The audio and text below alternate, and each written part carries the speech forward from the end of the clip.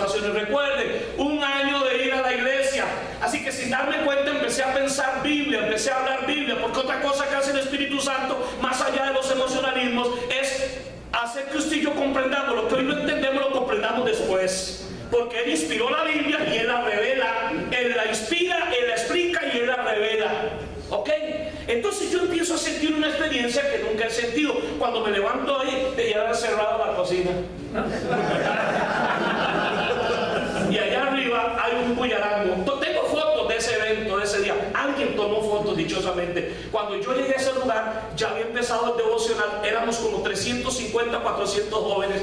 Y ahí el Espíritu de Dios me tomó y empecé a tener una experiencia con Él que hasta el día de hoy, 37 años después, yo puedo asegurarles a ustedes que no hay mañana, no hay tarde, que yo, o noche, que yo no sea consciente de la presencia, pero más allá de la presencia, de la permanencia, de la vivencia, de la encarnación del Espíritu Santo en mi vida, aunque no esté cantando, aunque no esté gritando, aunque no esté hablando en lengua, aunque no esté brincando, profetizando, la realidad del Espíritu Santo en nuestra vida, más allá de emociones o experiencias, es una persona real que vive en mí. Mi vida cambió. Tengo también, antes de entrar a esta parte, que aceptar, no como algo que le dé pena, pero por si alguien se diera en determinado momento por aludido, Dios me ha permitido disfrutar de algunos de sus dones o carismas, como pueden ser el hablar en lenguas, como puede ser el enseñar la palabra de Dios, y no solamente enseñarla, sino ser convincente. Palabras cualquiera bien las dice, pero que el Espíritu de Dios me ha permitido disfrutar de algunos dones. Por lo tanto, lo que yo voy a hablar de ahora en adelante no busca atacar eso, es más bien ponernos en perspectiva y volver a las raíces de lo que es el Espíritu Santo. Por lo tanto, me voy a limitar a decir quién es, qué hace y qué está haciendo en este momento, para que si ustedes tienen en algún momento una experiencia con el Espíritu Santo, puedan evaluarla a la luz de lo que dice el texto sagrado, para no entrar en manipulaciones de que este podría decir, como suele suceder. Hay movimientos que dicen, si tienes el Espíritu Santo tienes que hablar en lenguas, si tienes el Espíritu Santo tienes que ser próspero económicamente, si tienes el Espíritu Santo tienes que hacer esto. Cada uno va a defender su inclinación o énfasis teológico, pero no quiero hacer eso, aunque yo tal vez pueda tener alguno, sino esto es lo que dice la Biblia del Espíritu Santo. Voy a darles una lista que ustedes van a tener, esto y esto, está en tal parte de la Biblia, y voy a entrar un poquito en explicar 2 o 3 que para mí fueron fundamentales, que son los que vamos de repente a pedirle hoy al Señor que se manifieste en nuestra vida. No significa que no he tenido momentos difíciles. Porque usted tenga el Espíritu Santo fluyendo en su vida, no significa que no tendrás angustias. Lean el Salmo 20, el rey David con su corona y su cetro en la mano, su poder, un ejército a nombre de él, le pide al pueblo que ore y le dice, pídale a Dios que se acuerde de mí en el día de mi angustia. La Biblia dice que el rey David era un hombre conforme al corazón de Dios, pero tenía días de angustia. Pídale a Dios que me defienda, que me oiga desde los cielos y me defienda.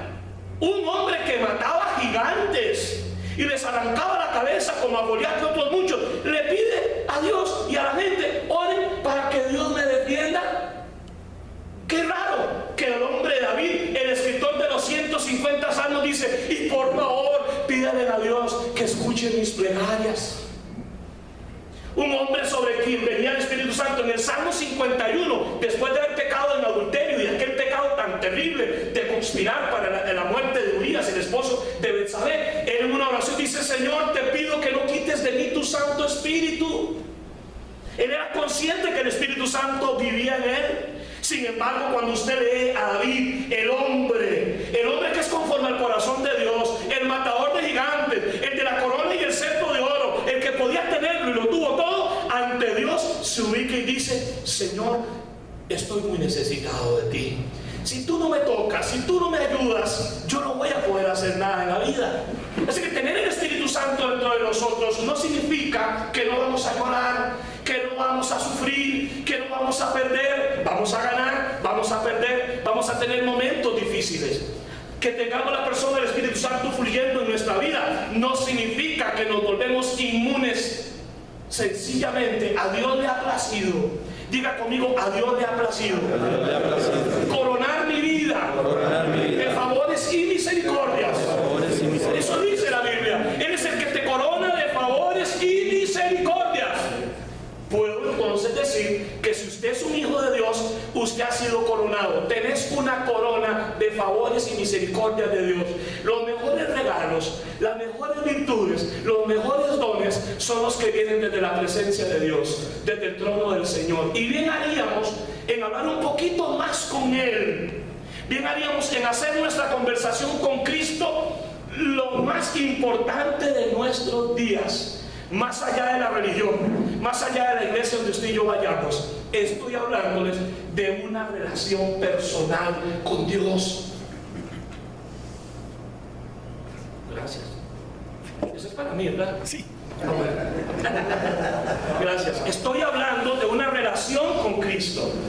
Estoy hablando de hablar con el Señor. Hace poco hice una publicación sobre la oración, hice esta pequeña definición. La oración es sencillamente la conversación entre dos personas que se aman. Hijo. Si usted y yo pudiéramos ver la oración como eso, una conversación entre dos personas que se aman, no permitiríamos que este día termine sin haber estado un rato con Él. Dejaríamos de estar viendo orar como un botiquín de primeros auxilios. Dejaríamos de estar viendo el orar como un paraguas que se abre para pasar el baldazo. Dejaríamos de estar viendo la oración como una llave mágica, como un deber o una obligación. Y empezaríamos a ver la oración como lo que realmente es, una conversación entre dos personas que se aman. Y yo sé que usted alguna vez ha estado enamorado de alguien. Y si hay algo que se hace cuando se enamora uno de alguien, es que quiere hablar mucho con esa persona. Esto más una buena seña para evaluar mi amor con mi cónyuge. ¿Cuánto tiempo quiero hablar con ella? Porque uno de lo que está enamorado quiere estar en contacto con ella. Así que yo no vengo aquí a hablar de religión, no vengo a hablar desde la plataforma de un pastor evangélico yo tengo, gracias, muy amable, Señor, me lo recordó. No vengo a hablar de eso. Quienes me conocen saben que esa no es el estilo mío, pero sí tengo que verme obligado a hacer lo que ya mis amigos aquí conocen, desatar una especie de textorraya, que le llamo yo a eso cuando tengo que citarles varias citas bíblicas, porque no puede ser de otra manera. Sobre el Espíritu Santo, mi fuente no es un libro. Sobre el Espíritu Santo, mi fuente no es la experiencia de aquella doña. Sobre el Espíritu Santo, mi fuente no es la experiencia de aquel chavalo, ni el libro que aquel escribió, que son sencillamente experiencias personales.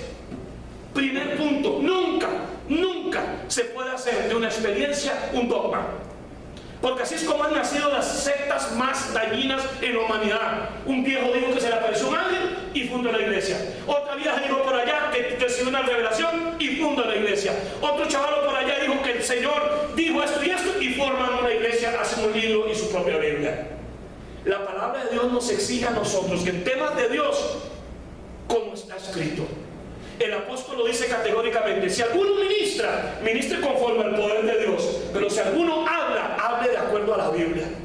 No puede ser de otra manera. Los testimonios son un tema, pero no son dogma, no son doctrina.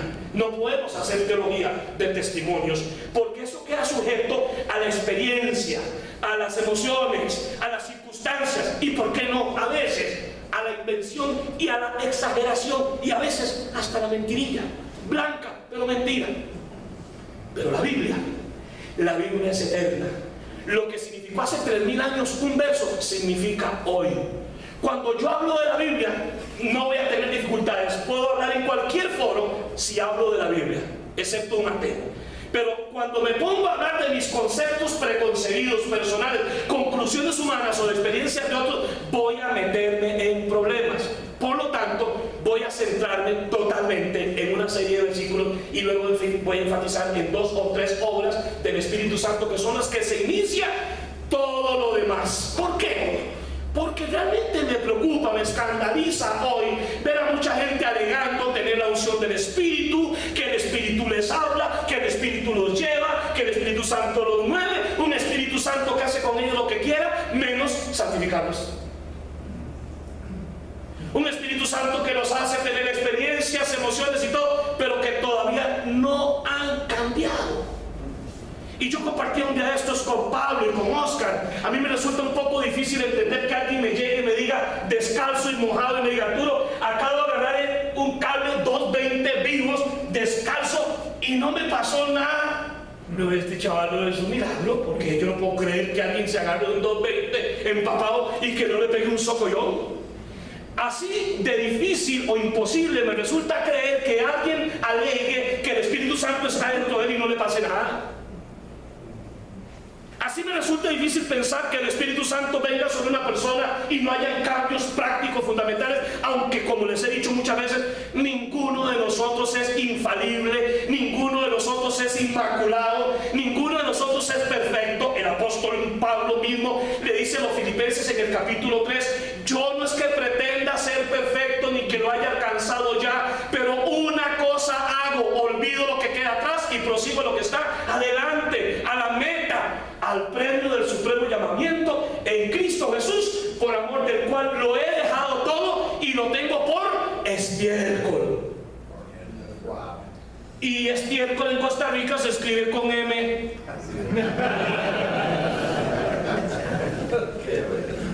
Ese es uno de los versículos que transformó mi vida. Número 1, solo hacer una cosa en la vida. Diga conmigo una sola cosa. Una sola cosa. ¿Cuál es esa una sola cosa que hace Pablo? Olvido lo que queda atrás. Esa es la única cosa que hay que hacer. Olvido lo que queda atrás y prosigo lo que está adelante.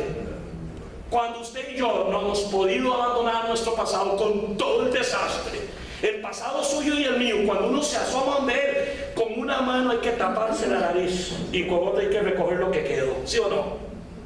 Pero usted no puede vivir la vida viendo siempre su pasado, sus errores, su infidelidad, sus trinquetes, chanchullo, lo que quiera. Ese pasado te va a estancar. Dichosamente Dios puso nuestros ojos en la frente y no en la nuca. ¿Para qué? Para que siempre estemos viendo al frente, a la meta, porque muchas cosas nos van a distraer. Ni con el Espíritu Santo en tu vida, el Padre y el Hijo habitando en ti, dejarás de fallar, dejarás de ser un pecador redimido, santificado, perdonado, pero vamos a seguir cometiendo errores. Si usted topa con alguien que le dice que porque usted tiene el Espíritu Santo ya no peca, la Biblia dice que ese es un mentiroso. No solamente es mentiroso el que dice que no peca, sino que es mentiroso porque hace a Dios mentiroso, que asegura que sí pecamos.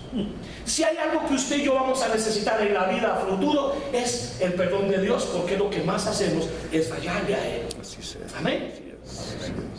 Repaso: experiencias con el Espíritu Santo, hablo en lenguas. Nunca nadie me oirá hablar en lenguas, porque cuando me ha tocado esa inspiración, busco algo secreto, porque estos no son dones para estarlos publicando, para lucirlos, para pavonearlos, para que la gente vea que tengo tal o cual don.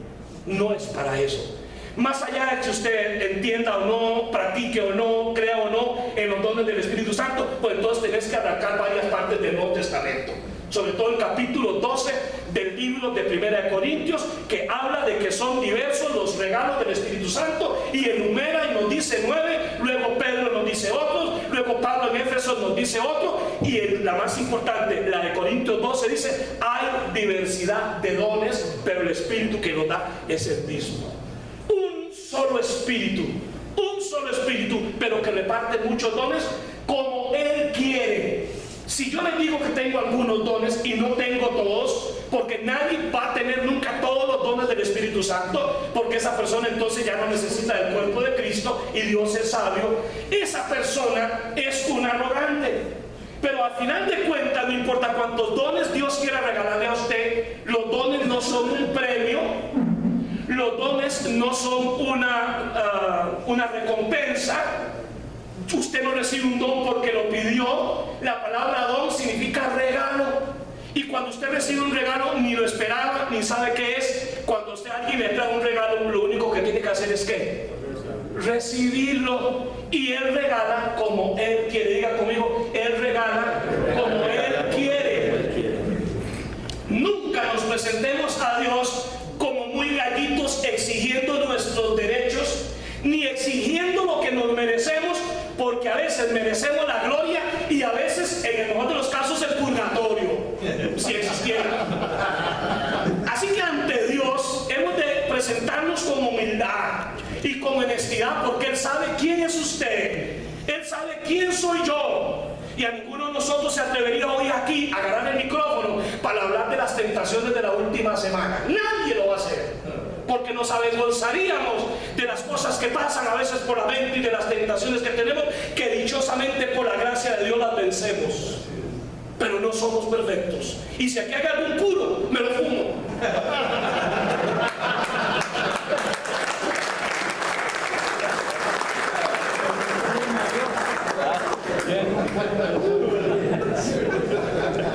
Eso decía Noriega.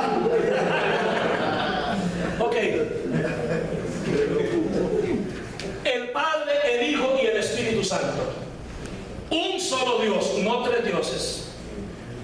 Cuando hablan del Espíritu Santo, acepto que es la persona menos comprendida de la Santísima Trinidad, hermano, porque cuando se nos habla del Padre no nos resulta difícil imaginarnos un papá. Yo tuve un papá, fuera como fuera, yo sé, y yo soy un papá. Así que para mí no hay ninguna dificultad imaginarme a la primera persona de la Trinidad como el Padre. Y cuando hablo del Hijo, tampoco es problema, porque leo, yo soy hijo, y leo la historia de Cristo cuando Él es hijo. Pero cuando hablamos del Espíritu Santo, donde lo único que la Biblia nos presenta, principalmente en el Nuevo Testamento, no porque estuviera muerto en el Antiguo Testamento, pero donde más se hablará del Espíritu Santo en el Nuevo Testamento, son figuras: fuego, viento, agua, paloma. Entonces es toda una dificultad.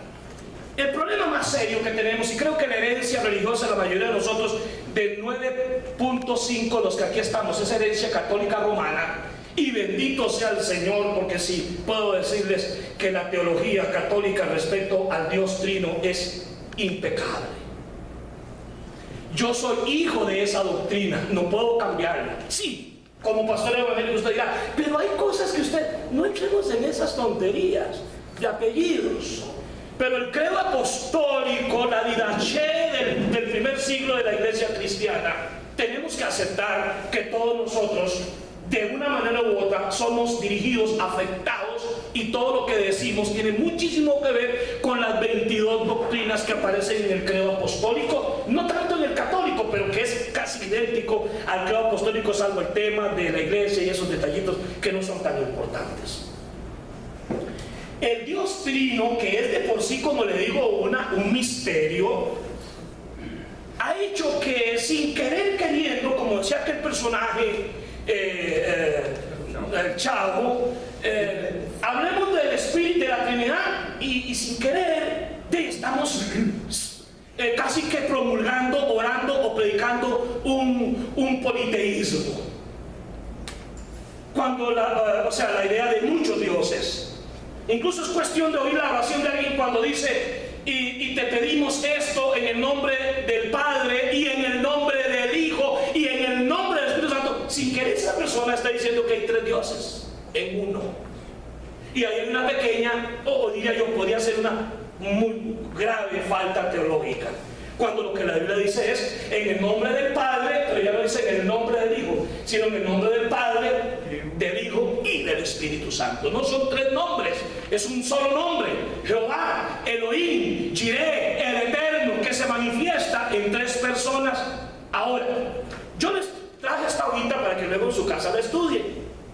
Esto también les puede ayudar. Sin embargo, aclaré desde el inicio, yo no puedo ni siquiera darme ustedes 5 horas para explicar lo que hace más de 2000 años el cristianismo de la historia ha querido debatir, y que lo que ha provocado son hasta guerras por defender quién es más grande, el Padre o el Hijo. Y hoy están diciendo que ni el Padre ni el Hijo, el Espíritu Santo, como que si fueran tres dioses.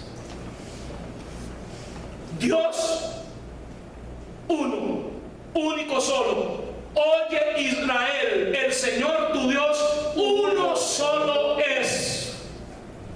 El Padre es Dios, no un Dios. El artículo 1, que es lo que aparece con todo respeto en la versión Nuevo Mundo de los ruselistas, dice un Dios. El Hijo es un Dios. No, eso es una blasfemia.